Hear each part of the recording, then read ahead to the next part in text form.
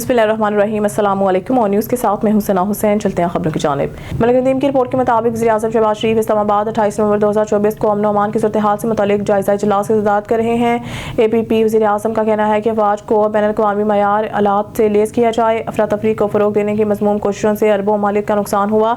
उन्होंने कहा है कि कौमी सलामती का बराह रास्त ताल्लुक इक़्तिसादी सलामती से है। वज़ीर-ए-आज़म शहबाज शरीफ ने जुमेरात को पाकिस्तान तहरीक इंसाफ को हालिया एहतजाजी तशद्दुद के लिए नसीहत की। इसके रहनुमाओं पर मुल्क को शदीद इक़्तिसादी नुकसान पहुँचाने का इल्ज़ाम लगाया और हुकाम को मुल्क भर में इंसदाद फसादात फोर्सेस कायम करने की हिदायत की। मलिक नदीम की रिपोर्ट के मुताबिक सेक्रेटरी खारजा मोहतरमा आमना बलोच ने आज बेल्जियम के शहर ब्रसेल्स में मुनाकिदा दो रियासी हल्के नफाज के लिए आलमी इत्तेहाद के दूसरे इजलास में शिरकत की। फोरम से खिताब करते हुए सेक्रेटरी खारजा ने गज़ा में जंग बंदी का मुतालबा किया। मसला फ़लस्तीन के हल के लिए एक जामिया नुक्ता नज़र फ़लस्तीन की एक खुद मुख्तार और खुद मुख्तार रियासत के क़याम के साथ 1967 से पहले की सरहदें अल-कुद्स अल-शरीफ इसका दारुल-हुकूमत और मुकम्मल रुकनियात अक़वाम मुत्तहिदा में फ़लस्तीन की।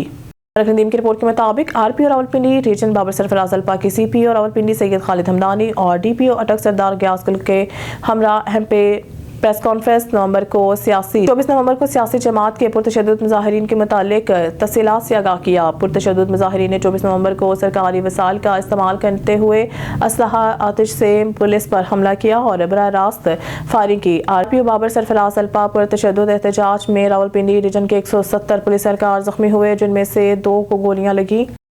खबर शामिल करते इस्लामाबाद से मलिक नदीम की रिपोर्ट के मुताबिक chief justice of Pakistan Yahya Afridi ने कहा है कि टैक्स मामलात से मुतालिक मुकदमात के फैसले में ताख़ीर की हौसला शिकनी की जरूरत है। चीफ जस्टिस ने ये रिमार्क्स जुमेरात को ज़ेर अल्तवा टैक्स केस का जायजा लेने के लिए बुलाए गए इजलास की सदारत करते हुए कहे। इजलास में फेडरल बोर्ड ऑफ रेवेन्यू की कानूनी टीम ने भी शिरकत की। इजलास में बार के नुमाइंदों को भी मदऊ किया गया था, जिन्होंने आला जज को टैक्स से मुतालिक मामलात को बरवक्त निपटाने में अपने मुकम्मल ताउन का यकीन दिलाया।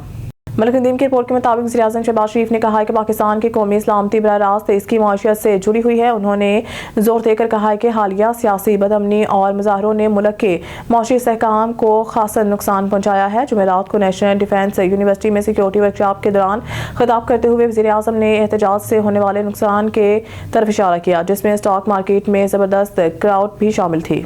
इस्लामाबाद मलिक नदीम की रिपोर्ट के मुताबिक वज़ीर-ए-आज़म शहबाज शरीफ ने जुमेरात को कहा है कि हुकूमत मुल्क में तशद्दुद और बदअमनी फैलाने की मुस्तक़बिल के कोशिशों से निपटने के लिए इस्लामाबाद और मुल्क भर में इंसदाद फसाद फोर्स कायम करेगी।